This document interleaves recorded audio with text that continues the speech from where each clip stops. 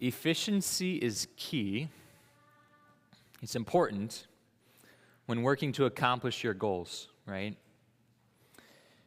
You have goals and you want to accomplish them, and you want to accomplish them and do well, but you also want to make good use of your time, right? When you're being efficient, you're making good use of your time and energy. So for example, it's been proven that if you start your day by making just a general to-do list, you're going to get more done that day as if you just, instead of winged it, right? Just going through your day, what should I do next? You're going to spend too much time thinking about that. You should have just made your to-do list and you could go through the list. Or another example. Let's say you're redoing your back patio, and the delivery driver drops the pavers off far away from where you want them. Well, you have to go get them. What's the efficient thing to do to bring them to your back patio? Carry them one at a time? No, that's wasting time and energy. The efficient thing is to grab a wheelbarrow, a cart, and take several at a time. By the way, that did happen to me. Another example. If you have a lot of errands to run, you have to go to town and go to the bank, the grocery store, get dinner, you're probably going to at least make a mental to-do list of places to go, right? And things you need to get, especially if your grocery list is getting longer. Because if you don't, what's going to happen? You're going to get home and realize you forgot a bunch of stuff and have to run back into town, wasting your time and gas and all sorts of other things, right? As human beings, when we have a goal, even if it's as simple as going to the store, we want to be efficient with our time and our energy, right? That's sometimes known as working smarter, not harder.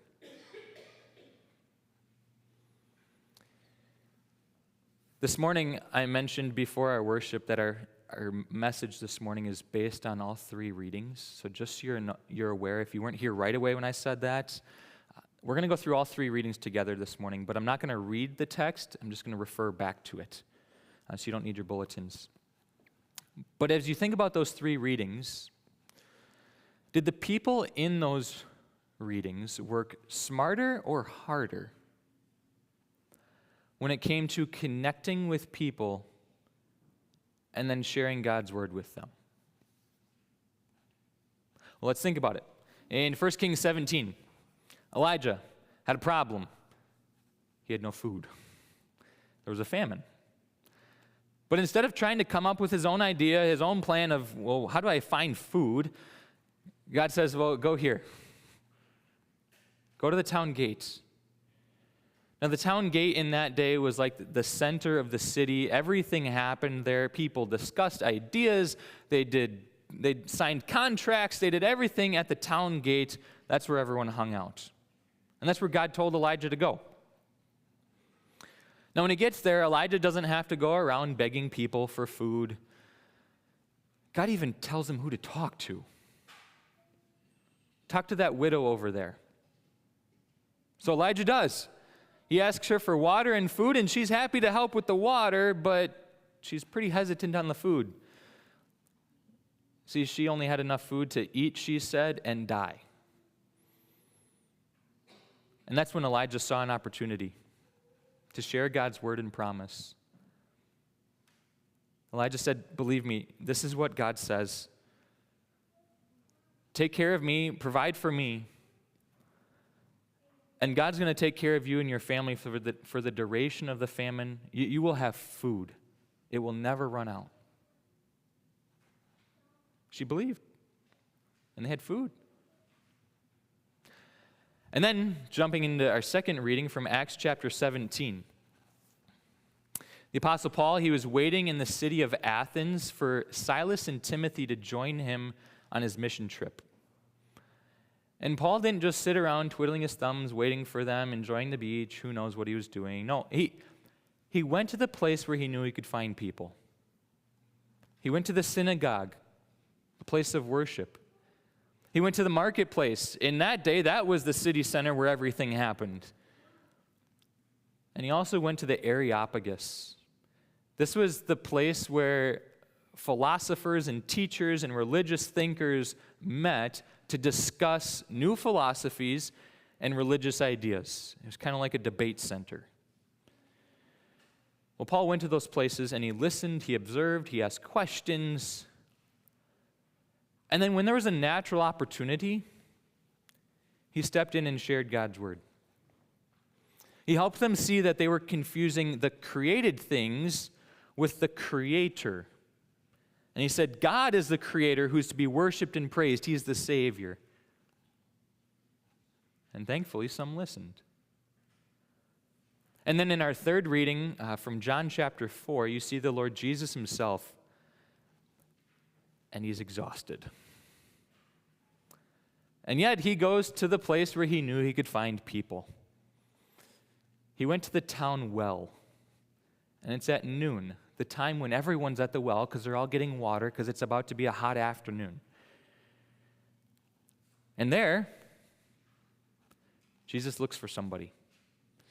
Now, he's Jesus. He has a slight advantage in this situation. He knows everything and knows everything about everybody. But he goes up to a woman and he asks her for some water. Well, one thing led to the next. And Jesus said, this isn't the water you need. You need to drink water that you can, it can be the last time you ever drink water. And who wouldn't love that, right? Be satisfied for life after just one drink? Well, the woman asked, what is this water? Where can I find this?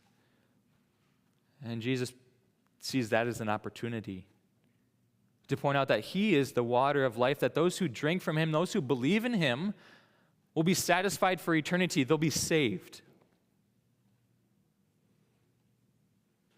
So thinking about all three of those readings, did those people, Elijah, Paul, and Jesus, work smarter or harder when connecting with someone and sharing God's word with them? They worked smarter. And here's how. They didn't think about or overthink where they should go to find people. They knew where they could find people, right? They went to the town center. They went to the gate, the marketplace, the Areopagus, the synagogue, the town well. These are the places everyone hung out all the time. And they didn't overthink talking with people either. They didn't wonder, what do I say? I have no idea. Like, do I talk about this? Do I talk about that? No, they went and they listened. They had real, genuine interaction with people, and they got to know them. They listened, observed, asked questions, and then God provided an opportunity. It was an organic moment where they could step in and share God's truth, the hope that they had. They worked smarter, not harder. They didn't even think about it. They just lived.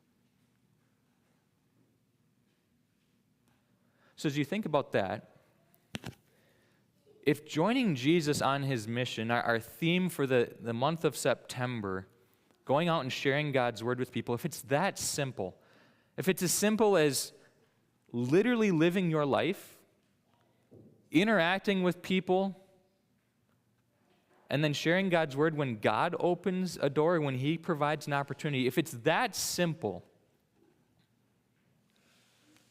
why do you and I work harder, not smarter, when it comes to sharing God's word? Why do you and I complicate that mission? Now let me explain what I mean. We all know somebody who's not connected to Jesus. We all know someone who doesn't have a working relationship with him, somebody who just doesn't believe for whatever reason. Parent, spouse, child, sibling, friend, neighbor. You know those people. You even interact with people you don't know who don't know Jesus, right? The cashier, the bank teller, the person pouring your coffee in the morning. Like, you interact with so many people each and every day. Many of them are not connected to Jesus. They don't know about that hope that you have. And I'll be honest, even if you're a little afraid of talking about Jesus or God or your faith or sharing that hope, there is a part of you that desires to do that. because you know what it's like to be covered in your shame and your guilt, covered in sin. And for God to say, I'm wiping all that away, and in my sight, you're perfect and loved by me. You know what it's like to be saved from all of your sin. And so you want nothing more. God has instilled in you a desire to share that with others. And so when those opportunities come up for you to step in and share God's word, you know what you should be doing. You should be living transparently Christian, speaking the truth in love, and then sharing the hope you have with someone else, that all sins are forgiven, that there is hope for eternity. You know that's what you should be saying and sharing. And yet how often when you and I can see that moment coming to share Jesus with someone, don't we start to overthink it a little bit? We start to question the moment. We get nervous about what's going to actually be said here. We get scared about being rejected. We're afraid of the relationship falling apart afterwards. And when we start to overthink joining Jesus on his mission and sharing that truth of God's word with somebody, we end up making excuses to not do it. Right? Excuses, a couple of them. I'm too busy. Right? The game is on. I got to run home. I have a lot going on. My kids need to be picked up. Dinner needs to get made. I don't have time to wait for 5 more minutes at work and talk to this person when they're feeling very hopeless. Another excuse, I don't know what to say. Maybe I've not been exposed to church and Jesus very long. Maybe I don't know how to memorize a bunch of Bible passages, book, chapter, verse, and quote them and help somebody. I just don't know what to say. Another excuse, I can't connect with that person. We live 2 separate lives. Like, they do this with those people, and I do this. I could never share God's word in an applicable way. Another excuse, I'm introverted. Now, don't misunderstand me when I say that one. It's okay to be an introvert. Like, a lot of us need our time by ourselves. Like, if we hung out with people, we need 3 days by ourselves to recover from that. I get it. But how often doesn't being an introvert actually become an excuse not to share God's word? I'll let the extroverts do that. I don't talk to anybody, especially about that stuff. I don't get real and personal. Another excuse, I'm too tired. Long day, long week. I don't have the words to share with them right now. You could listen. Another excuse I'm going to share is, the last time I shared God's word, it did not go well. Why should I do it again? We come up with all these excuses when we see that opportunity because we're overthinking the moment. And it's actually sinful to do that, because you're not doing what God commanded you to and what he's put you in that moment to do. It's to share God's word. And I'll be honest, when you start making excuses like that, you're actually turning that person into just another box on your to-do list to cross off. I mean, you make to-do lists all the time. I make one every week. And I make so many excuses not to do something because I don't want to. It's what making an excuse turns that person into another one of those things that dehumanizes them, and they don't get to hear about Jesus. In a moment that God has placed you into to do that. That's working harder, not smarter. When Jesus came into this world, did he work harder or smarter when it came to accomplishing his goal of saving you and all people? When Jesus came into this world, he didn't think about it. He didn't think about, well, how am I going to do this? No, he followed his Heavenly Father's plan perfectly. He stepped into this broken world to be around people. It was where he knew he could find people, where he could find sinners, where he could find you. And then he listened, he observed, he became just like you. He built a relationship with you.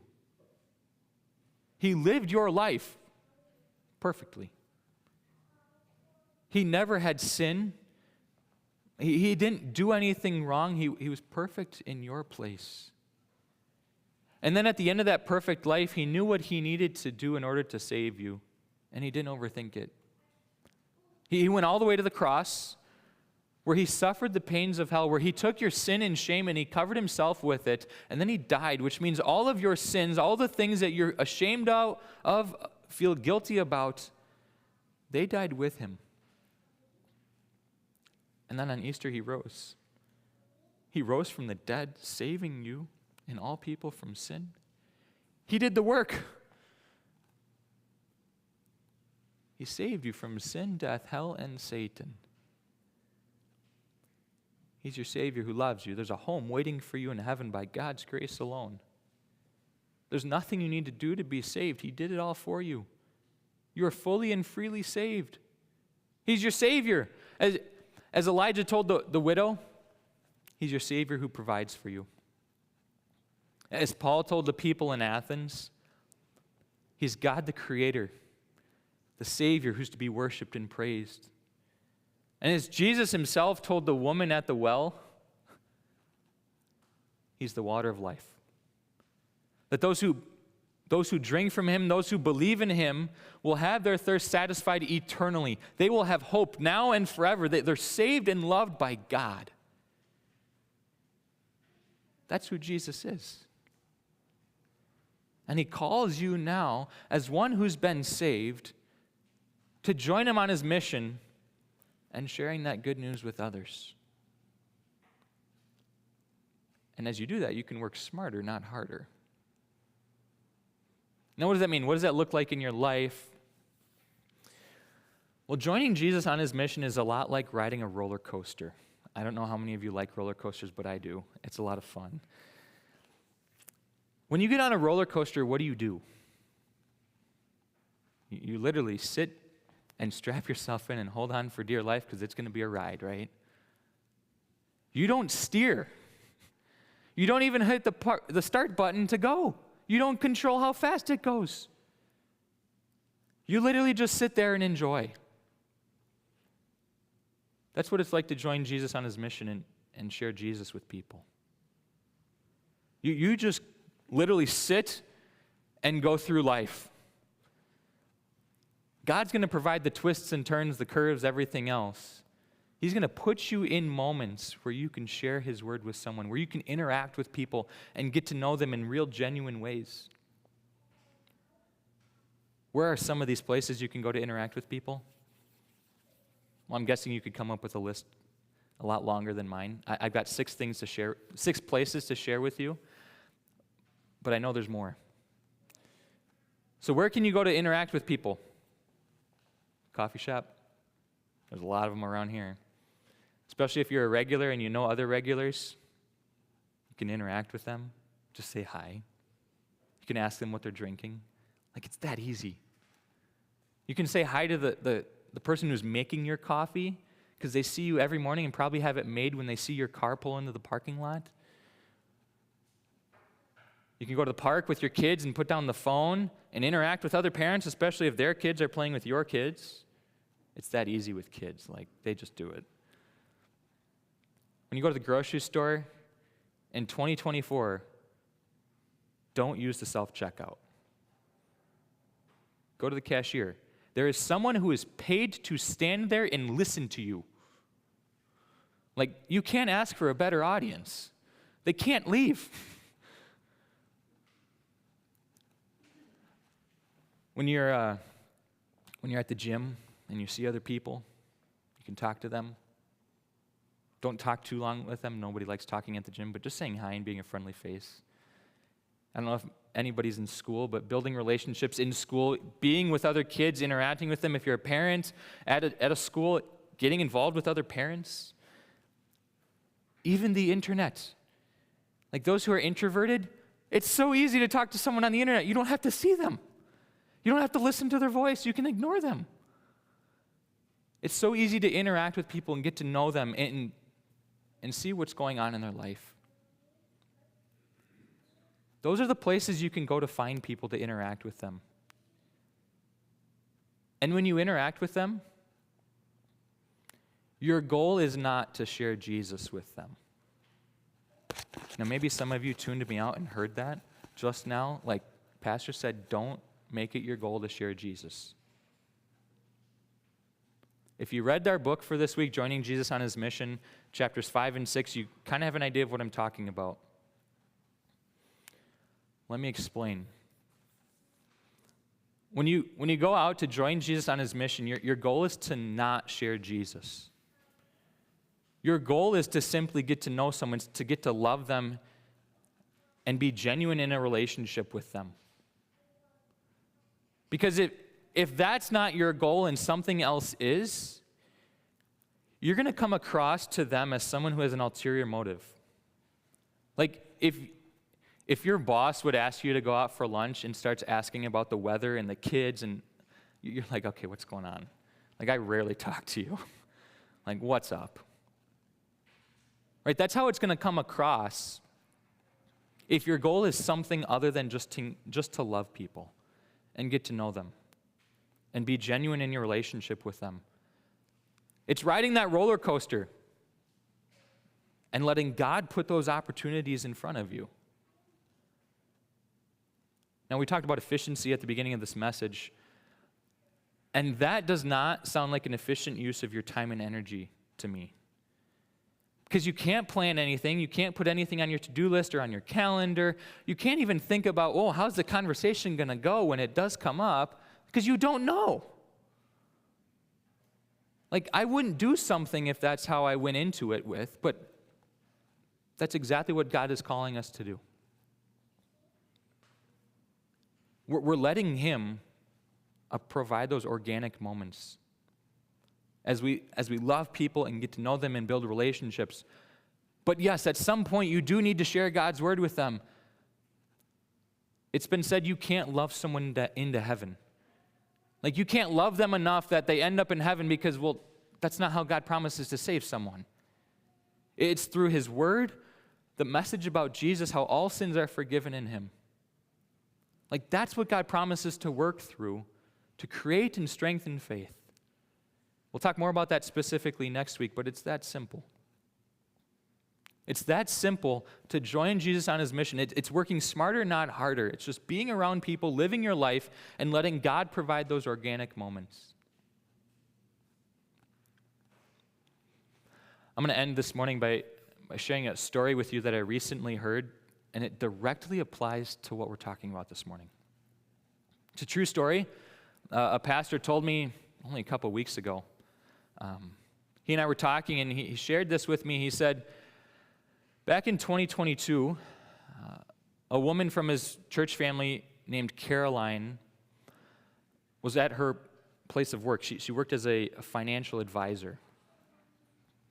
And one day, a guy named Tyler walks in, needing their services.